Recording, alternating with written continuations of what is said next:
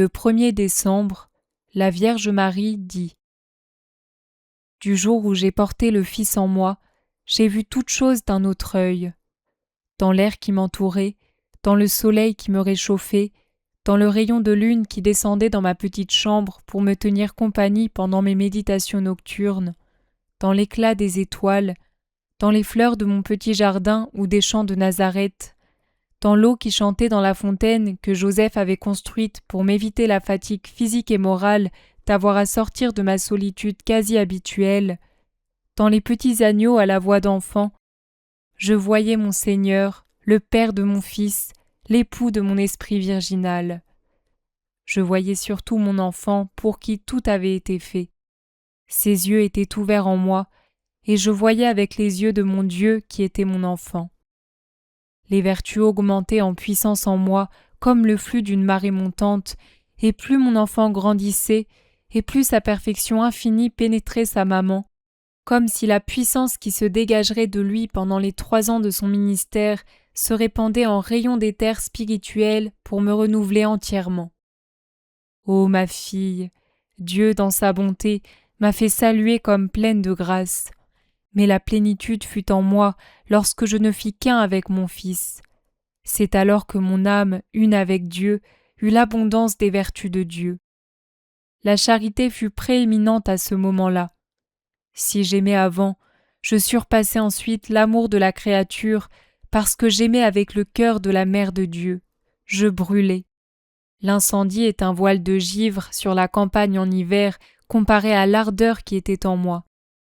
Je vis les créatures non plus avec une pensée de femme, mais avec l'esprit de l'épouse du Très-Haut et de la mère du Rédempteur.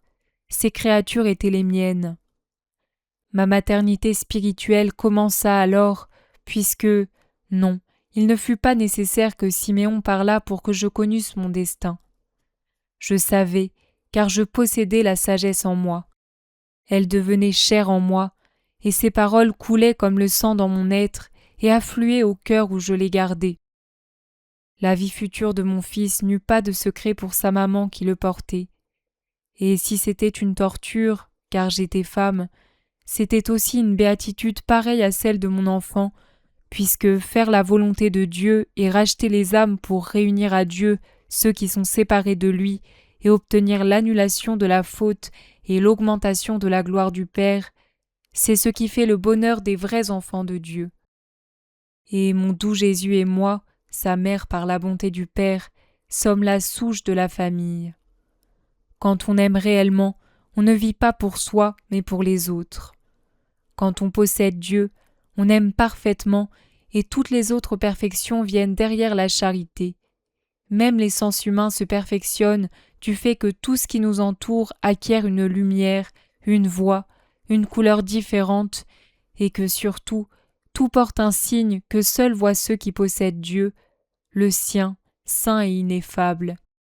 Et il n'est pas nécessaire de prononcer des mots pour prier, puisqu'il suffit que notre regard se pose sur les choses créées pour que notre cœur s'élève dans l'oraison plus haute qui soit, la fusion avec le Créateur. Chantons alors le Magnificat pour toutes les choses que le Créateur a faites pour nous, car Maria, lorsque nous nous donnons à Dieu, Dieu fait des reines de nous et nous confie ses possessions, de sorte que même la plus humble d'entre nous peut affirmer « Mon âme magnifie son Seigneur, qui a regardé sa servante pour laquelle il a fait de grandes choses, et mon nom dorénavant est bienheureuse. »